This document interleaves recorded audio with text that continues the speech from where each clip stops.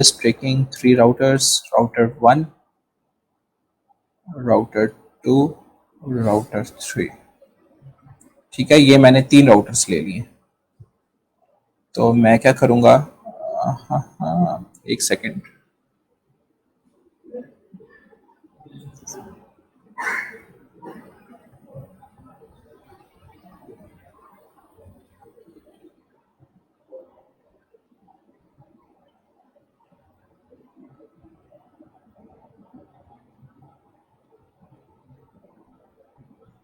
ठीक है, तो अभी मैंने क्या किया, मैंने 3 राउटर ले लिया, राउटर 1 ले लिया, राउटर 2 ले लिया, राउटर 3 ले लिया। तो अब मैं जस्ट क्या करता हूँ, इसको सिर्फ मैं कनेक्ट करवाऊंगा राउटर 1 से router 2,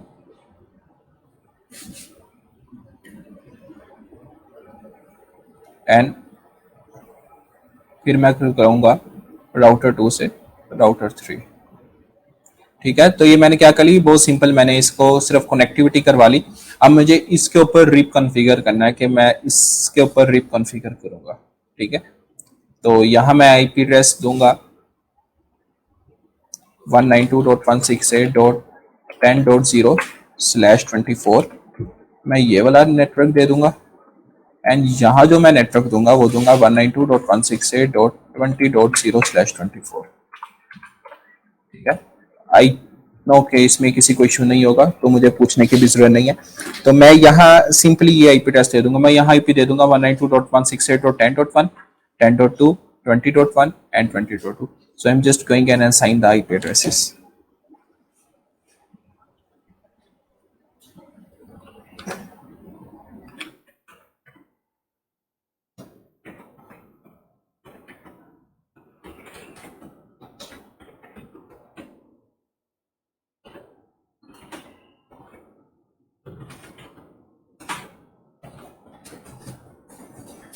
uh, 10.1, 255.255.255.0 and no shut. ठीक है, इसको मैं कर दिया नो शट, इसको मैंने कर दिया। अब मैं नेक्स्ट क्या करूंगा, मैं राउटर के सेकंड राउटर के इस इंटरफेस पे जाऊंगा और यहाँ जाके आईपी एड्रेस दे दूंगा 10.1। ठीक है, तो गिग 0/0 पे जाऊंगा एंड वहां जाके आईपी एड्रेस में दे दूंगा नो, सॉरी,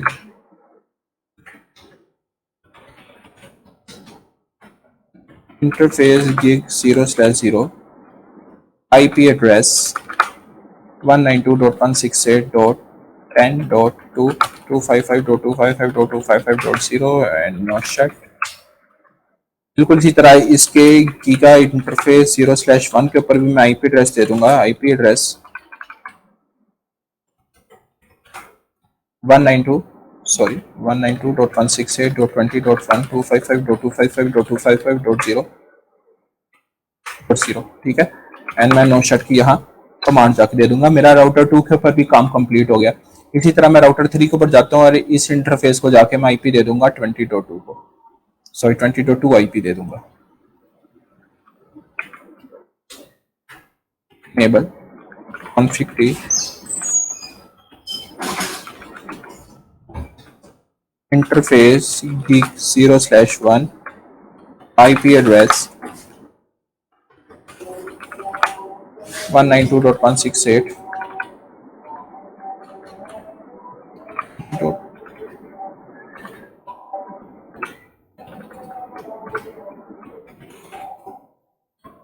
शट कर दिया for connectivity purpose. I am just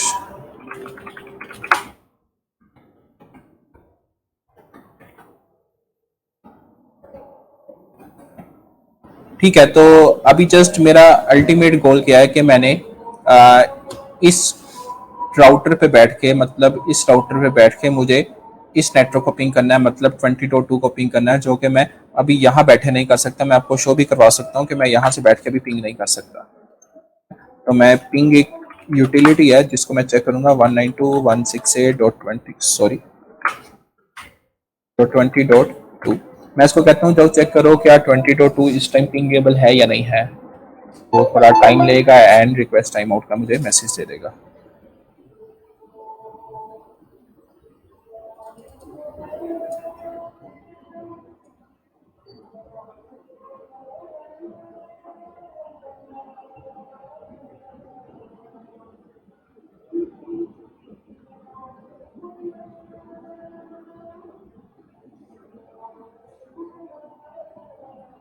अभी आपने चेक किया कि हम जो थे पिंग नहीं कर पाए। अब मैं सबसे पहले इस 20.2 को पिंग क्यों नहीं कर पाया, सबसे पहले मैं देखता हूँ कि 192.168.20.2 का नेटवर्क आईडी क्या बनेगा। तो उसका ऑब्वियसली नेटवर्क आईडी ये बनेगा 192.168.20.0। तो सबसे पहले मैं चेक करूंगा क्या मेरे इस राउटर को 20.0 का पता भी है या नहीं, क्योंकि अगर आपको इस रास्ते का एक रास्ते पे अगर आपने जाना है, अगर आप उसको रास्ते ही अगर आपको पता नहीं है, मतलब डेस्टिनेशन एड्रेस ही मालूम नहीं है, तो obviously it's not possible to reach the destination. तो आप कभी भी उस डेस्टिनेशन पे नहीं पहुंच सकते। तो सबसे पहले मैं R1 से जाके पूछता हूँ क्या तुम्हें 192.168.20.0 का डेस्टिनेशन आईपी एड्रेस पता है, क्या तुम्हें पता है कि 192.168.20.0 पे हमने कैसे पहुंचना है। तो मैं जाऊंगा एंड मैं उससे पूछता हूँ शो आईपी राउट, एक कमांड होती है राउटिंग टेबल चेक करने के लिए, ठीक है। तो वो कहता है कि नहीं जी मुझे तो सिर्फ एक ही नेटवर्क का पता है 192.168.10.0, मुझे नहीं पता कि 20.0 किस जगह पे है, ठीक है। तो ठीक है, अभी इसको 20.0 का नहीं पता। मोस्टली अगर आपने किसी डेस्टिनेशन एड्रेस पे जाना हो, अगर आपको नहीं पता उस डेस्टिनेशन एड्रेस का, आप कोशिश करते हैं कि रास्ते में किसी से पूछ लें या गूगल मैप से पूछ लें या किसी भी सोर्स से आपको अपडेट मिल जाए कि हम इस डेस्टिनेशन एड्रेस तक कैसे पहुंचेंगे। तो सबसे पहले मैं इस राउटर 3 के पास जाता हूँ और मैं चेक करता हूँ क्या इस राउटर 3 को पता है मेरे दोनों एड्रेसेस का, क्योंकि इस टाइम मेरे पास नेटवर्क में दो ही एड्रेस जा रहे हैं, या तो 192.168.10.0 जा रहा है या तो मेरे पास 20.0 जा रहा है।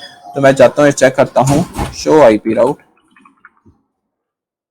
यस, इसको पता है कि वेर इज 192.168.10.0 किधर है, इसको पता है 192.168.20.0 किधर है।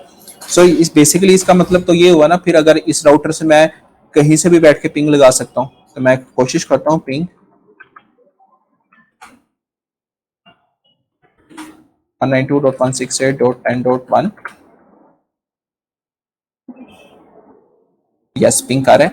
अब मैं 20.1 को चेक कर लूँ क्या 20.1 पिंग आ रहा है। एनीवेज, तो मैं अपना लेक्चर कंटिन्यू करूंगा। अब मैं कन्फिगर करूंगा रिप। अब मुझे ऑब्वियसली इस राउटर के ऊपर मैं देखता हूँ, इस राउटर के ऊपर मुझे पता है कि 192.168.10.0 वाला नेटवर्क नहीं होगा, ठीक है, क्योंकि इसके पास सिर्फ 20 वाला नेटवर्क होगा। तो मैं चेक करता हूँ डू शो आईपी राउट। तो बिल्कुल इसी तरह इसके पास 10.0 वाला नेटवर्क नहीं है। Now I am going to configure the routing information protocol. तो कैसे कॉन्फ़िगर करते हैं, तो अब आपने ये देखना है कि there are two versions of RIP. तो रिप वर्जन 1,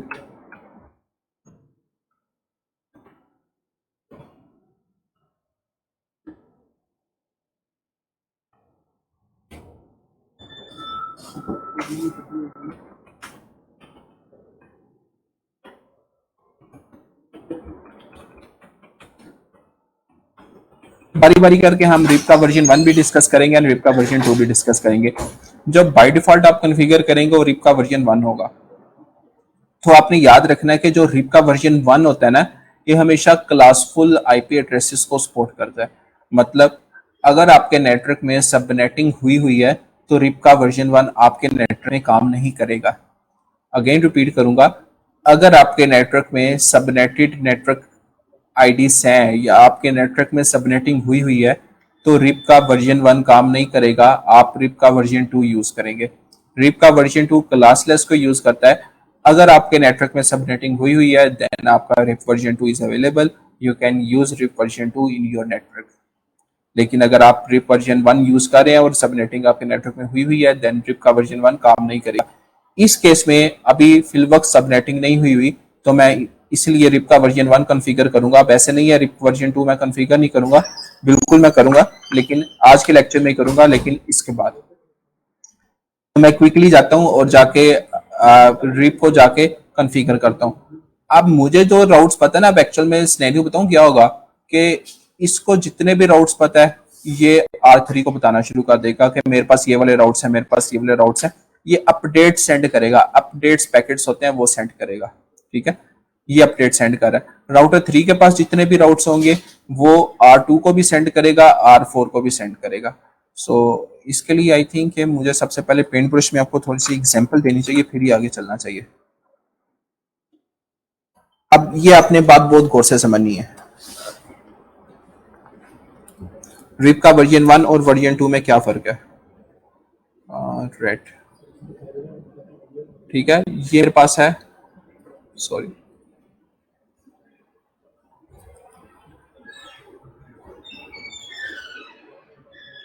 ये मेरे पास है R1, ये है मेरे पास R2, ये है मेरे पास R3,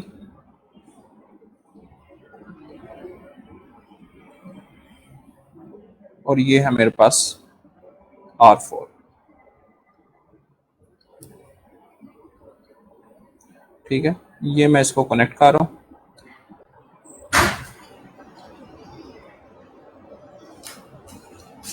एंड इस पूरे के अब रिप किस किस पे जा रहा है? रिप किस किस पे जा रहा है? एक रिप इस पे जा रहा है, एक इस पे जा रहा है, एक इस पे जा रहा है, एंड रिप मैंने इसके ऊपर कॉन्फ़िगर नहीं किया हुआ। अब फॉर नाउ अभी मुझे राउटिंग टेबल से कोई कंसर्न नहीं है, अभी जस्ट आपको बताना चाह रहा हूँ कि मैंने रिप किस किस राउटर पे कॉन्फ़िगर किया हुआ है। ये कुछ ये टोपोलॉजी है, रिप मैंने R1 पे कॉन्फ़िगर किया हुआ है, R2 पे कॉन्फ़िगर किया हुआ है, R3 के ऊपर कॉन्फ़िगर किया हुआ है। अभी जो मैं चला रहा हूँ वो चला रहा हूँ रिप का वर्जन 1, रिप का वर्जन 1। अब जब रिप का वर्जन अपनी राउटिंग इंफॉर्मेशन शेयर करेंगे ना कि R1 बता रहा होगा R2 को मेरे पास ये वाले नेटवर्क्स हैं, R1 R3 को बता रहा होगा मेरे पास ये वाले नेटवर्क्स, R1 R4 को भी बता होगा मेरे पास ये नेटवर्क है, इसी तरह R2 भी R1 को बता रहा होगा, R3 भी R1 को बता रहा होगा, मतलब सब एक दूसरे को बता रहे होंगे मेरे पास ये वाले नेटवर्क हैं, ताकि दूसरे राउटर्स को इन्फॉर्म रहे कि अगर इस नेटवर्क का कोई पैकेट आए तो डेस्टिनेशन तक कैसे पहुंचना है। अभी जस्ट मैं रिप 1 चला रहा हूँ, तो जब R1 अपडेट सेंड करेगा ना, वो फ्लडेड ब्रॉडकास्ट होगी। ये टर्म आपने याद रखनी है, फ्लडेड ब्रॉडकास्ट।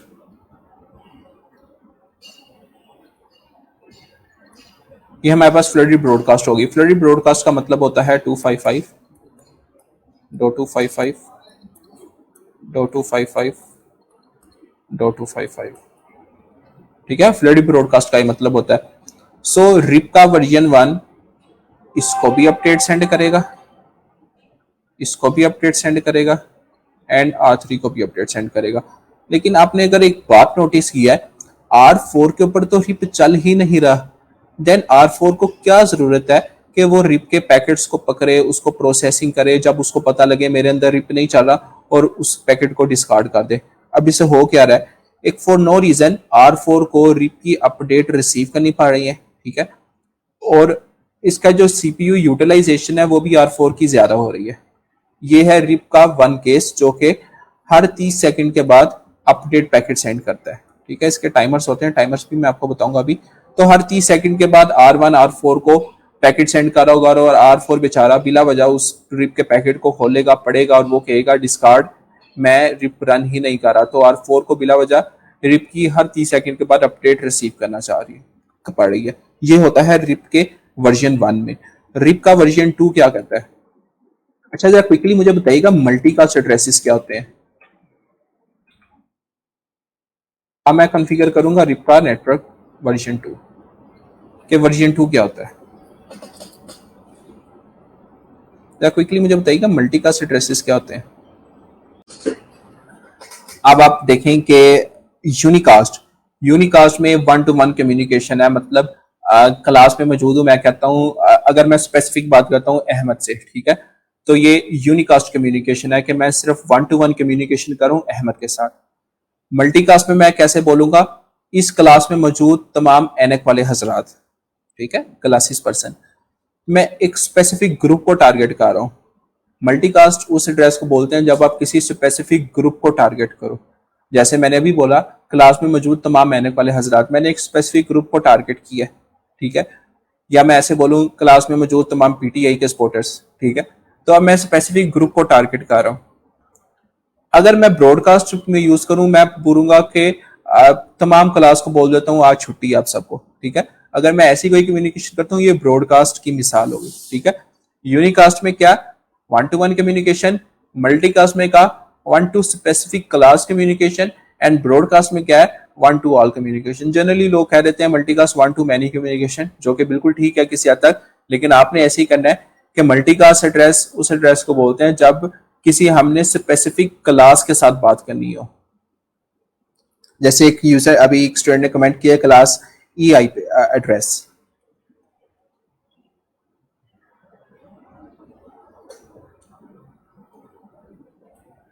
जो ई होती है ना वो आई थिंक वो यूज होती है उसके लिए टेस्टिंग पर्पस के लिए, ठीक है, तो क्लास डी है। अब सबसे पहले मुझे बताएं कि अगर मैं ये वाला आईपी एड्रेस लिखूं,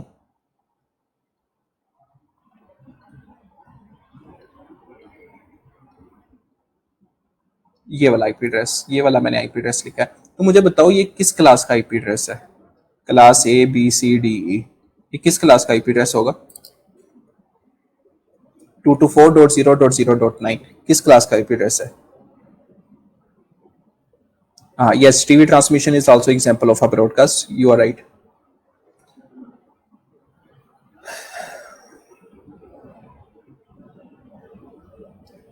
ठीक है, आई बिलीव आपको पता होगा कि जो ये है किस क्लास का आईपी है।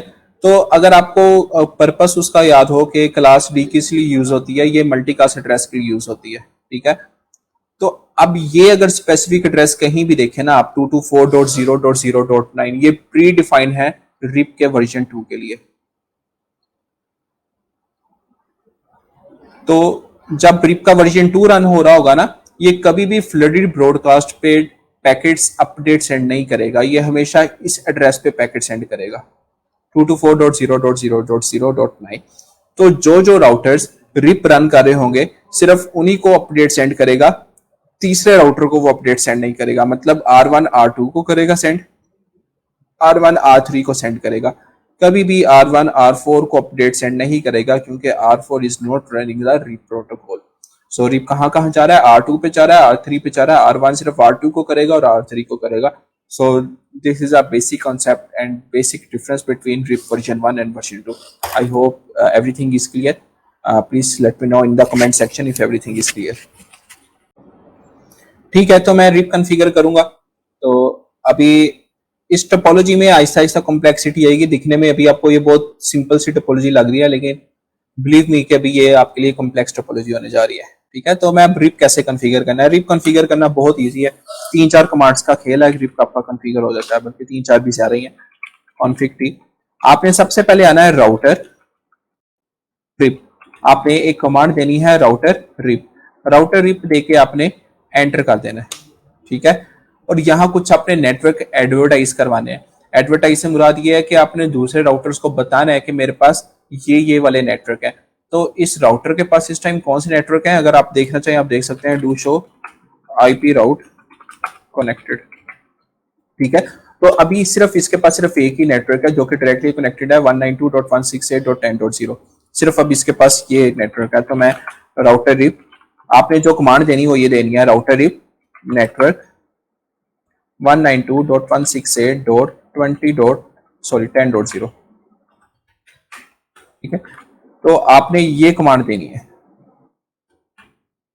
ठीक है। आपने क्वेश्चन मार्क जनरली चेक होता है कि आगे कोई कमांड तो नहीं है, आपने सिर्फ और सिर्फ ये नेटवर्क एडवर्टाइज करवाना है जो आपके डायरेक्टली कनेक्टेड नेटवर्क है, आपने सिर्फ वो मेंशन कर देने। अगर मेरे पास यहाँ 10.0 भी होता मैं आगे लिख देता 192.168.10.0, सॉरी 10.20.0। तो अब मैंने सिर्फ और सिर्फ, क्योंकि मेरे पास एक नेटवर्क था वो मैंने एडवर्टाइज करवा दिया। इसी तरह मैं R2 पे जाता हूँ, R2 पे भी जाके चेक करता हूँ मेरे पास कौन कौन से डायरेक्टली कनेक्टेड नेटवर्क है, क्योंकि हमेशा नेटवर्क वो एडवर्टाइज होते हैं जो डायरेक्टली कनेक्टेड हो, ठीक है। तो मैं क्या करता हूँ, do show IP route connected, ठीक है। तो मेरे पास यहाँ दो नेटवर्क सारे हैं, मुझे ये दोनों के दोनों एडवर्टाइज करवाने हैं। तो मैं लिखूंगा router RIP network 192.168.10.0 enter and 20.0, ठीक है। यहाँ दो मेरे पास नेटवर्क आ रहे थे, मैंने दोनों के दोनों एडवर्टाइज करवा दिए। इसी तरह मैं R3 पे भी जाऊंगा, R3 पे भी जाके मैं इसी तरह का काम करूंगा। सबसे पहले मैं चेक करूंगा मेरे पास कौन कौन से डायरेक्टली कनेक्टेड नेटवर्क है, शो आईपी राउट। तो इस टाइम मेरे पास एक है, तो मैं config t router RIP network 192.168.20.0 enter. ठीक है, यहाँ से एग्जिट कर दूंगा। डेट्स इट, हमारा रिप कॉन्फ़िगर हो गया। हमने क्या किया, हर राउटर, अब ये राउटर क्या कर रहे होंगे, आपस में एक दूसरे को बता रहे होंगे मेरे पास ये वाला नेटवर्क है, मेरे पास ये वाला नेटवर्क है। जब एट द एंड क्या होगा, आपका राउटिंग टेबल बिल्ड हो जाएगा। इसको भी सारे नेटवर्क्स पता होंगे, इसको भी सारे नेटवर्क्स पता होंगे, इसको तो ऑलरेडी पता है, इसको भी सारे नेटवर्क्स पता होंगे। जब इनिशियली मैंने दिखाया था, आपने देखा होगा कि इसको नहीं पता था 192.168.20.0 किस जगह पे लगा हुआ है। ठीक है, अब हम चेक करते हैं। अब हम राउटिंग टेबल इसका चेक करेंगे क्या इसको पता है या नहीं पता। तो मैं इस प्रोसेस से बाहर आता हूँ, एग्जिट। मैं कहता हूँ डू शो आईपी राउट। ठीक है, मैं कहता हूँ मुझे अपने आईपी राउट दिखाओ। ये देखें, एक आर के साथ एंट्री आ रही है। आर स्टैंड फॉर, ऊपर से ना कोड लिखे हुए हैं, ये आप देख सके यहाँ कुछ कोड्स लिखे हुए हैं।